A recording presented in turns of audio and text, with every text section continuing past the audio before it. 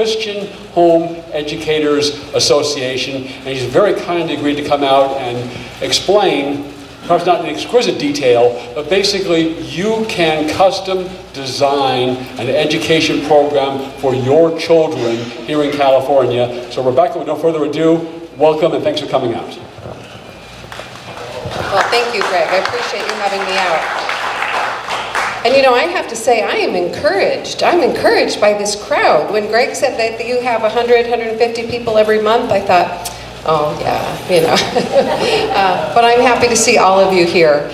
And you know, I have to agree with what, do I have a little clicker? Did you set up my? I'm sorry. Okay, I have to agree with what Brad said. I mean, a lot of times the news that we hear is discouraging, and it's distressing, and it's downright depressing. And there's an onslaught on one side, but there's something else happening on the other. And I want to talk about actually maybe a third front. And that is not the what we see in the court system, but what we see with parents. I love informed parents of California. I love the fact that parents are waking up and saying, this is it, enough is enough. Now, I'm not actively parenting, my baby's 30. How many of you are no longer actively parenting, but you have grandchildren in the public school system? Yeah, let's do the short one, because I'm long-winded. Anyway, I can't really see everybody. I think I've got a glare in my glasses, but how many of you are actively parenting? Okay, how many of you have grandchildren in the public school system? Okay, you're like me, by far, more of us do. So, you know what, I am really super encouraged that parents are waking up, because when SB 48 passed, I thought there's going to be an exodus from the public school into the homeschool community, and it didn't happen. And year after year, we'd see some of these bad laws get passed, and I wonder, when are parents going to wake up? But you know what? They're waking up now. And I think you as grandparents, me as grandparents, it's incumbent upon us, oh, thank you, to step up and raise our voices as well. Okay, so I'm here representing Christian Home Educators Association of California. We are a statewide advocacy group. We have a three-pronged mission. Part of that is to advance the kingdom of Jesus Christ. And I sense that we have a lot of people of faith in this room. Is that correct? Right, okay, great. So we're definitely like-minded. We have a three-pronged approach to promote private Christian homeschooling as an educational alternative. You know, parents don't know that they have an option. They think that they have to send their children to public school, but you don't have to. They're your kids. Also, to provide training and resources for parents who are homeschooling. So are you seeing a pattern here? Promote, provide, and the last one is to protect. We serve to protect parents' God-given right to train their children up in the education and upbringing. I'm sorry, I'm just going to spit it out. To direct the education and upbringing of their children. And I always want to add a little phrase to the end of the sentence that says, apart from government interference. So, how to homeschool legally in California. And I put this together this afternoon, so forgive me if I keep glancing back and forth.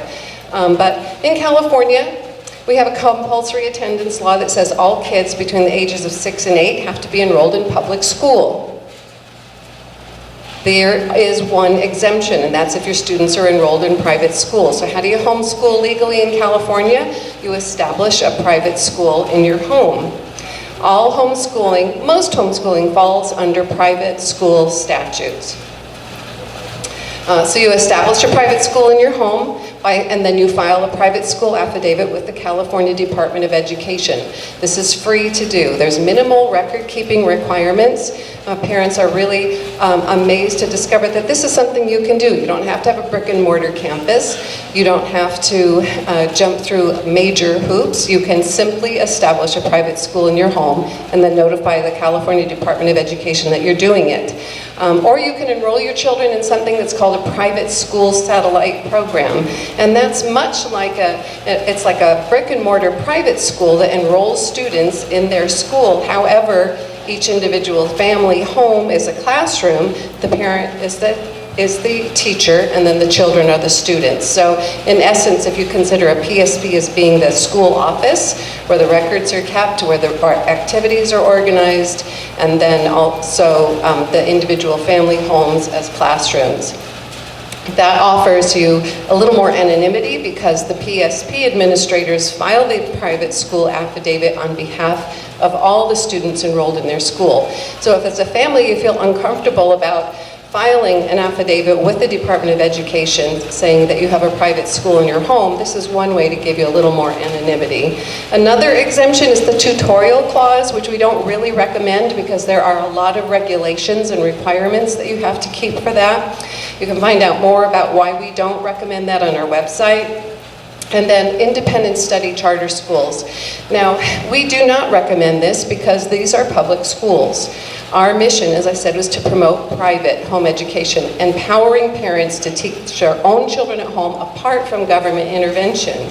So even though this is an option where you can homeschool your children through the public school, you're still under their jurisdiction or still under their authority.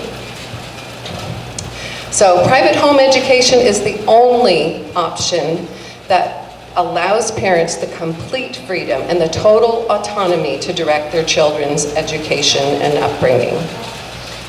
Apart from government mandates, intrusive regulation, and unnecessary regulations. I'm going to talk about that just a little bit. I noticed if I look that way, you don't hear me, do you? Okay, government mandates. Well, the sex ed mandates that we're seeing, right?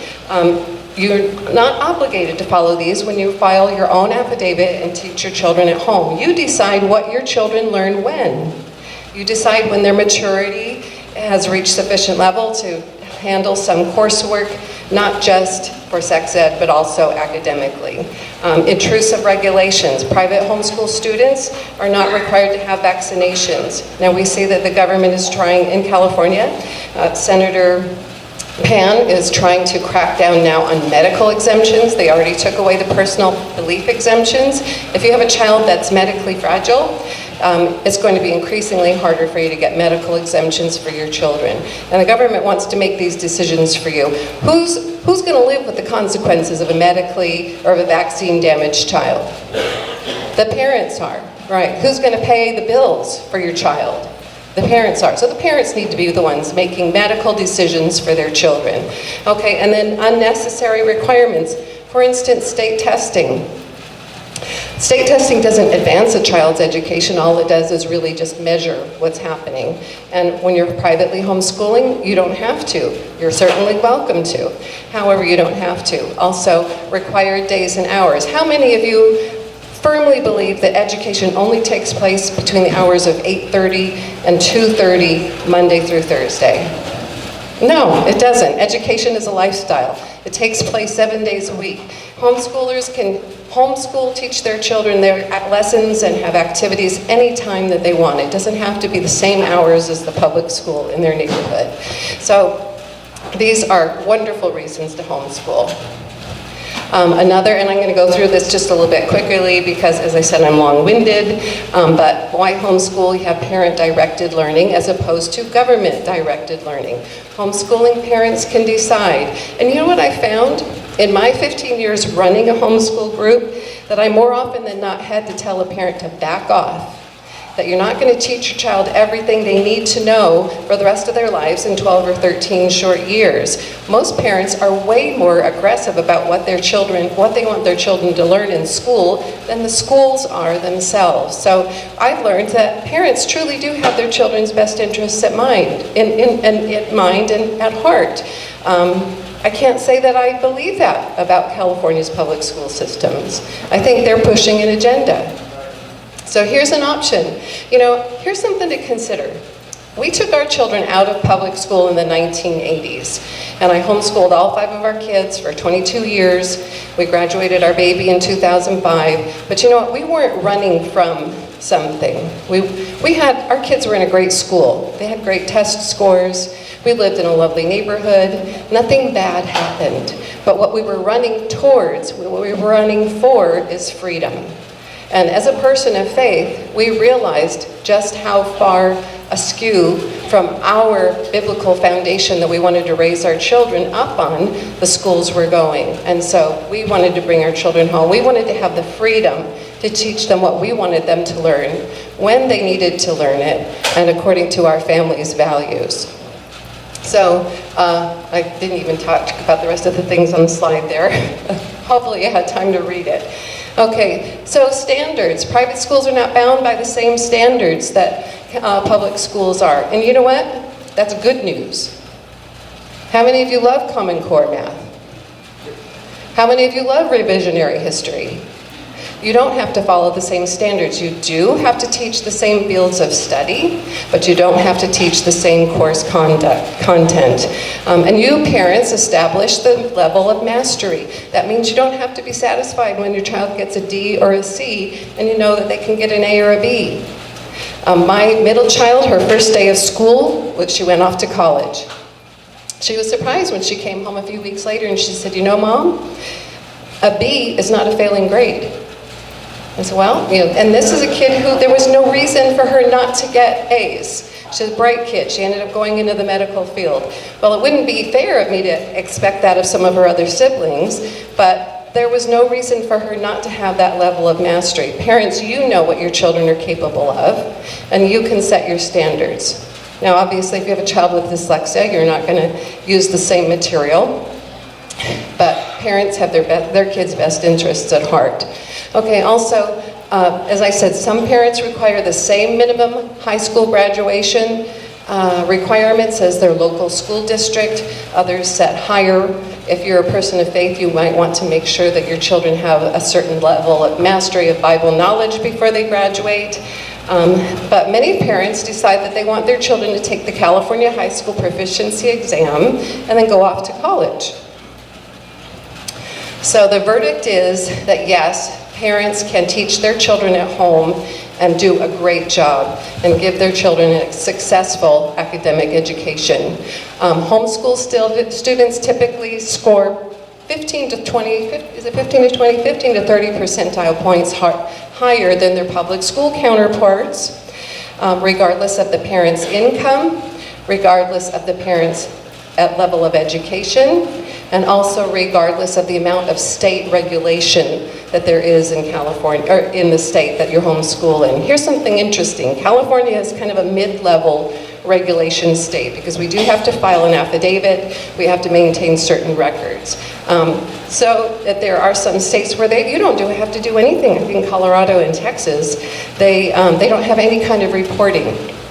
So we've got the same test scores for students in California and also in these other states. But then there's states like New York that I think for each homeschool student, the parents have to file like 15 pieces of paper for each of their kids each year, just to homeschool legally.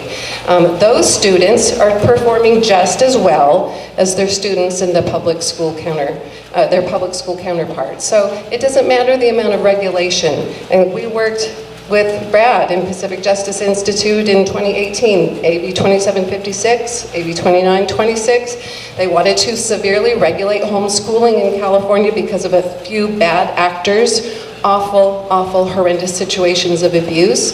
Obviously, they weren't really homeschoolers, but they wanted to regulate California. Parents would not stand for it. And that was such an encouraging day for me when parents turned up in Sacramento. I think there were about 3,000 parents there, about 1,300 testified against those laws, or at 2756 at that time. So anyway, moving on. You can find more information about homeschooling on our website, CHEA.org, National Home Education Research Institute, or NARI.org, and then also Homeschool Legal Defense Association.org. Okay, and if you want to learn more, come on out and join us at our convention this upcoming May. Thank you, Rebecca. All right.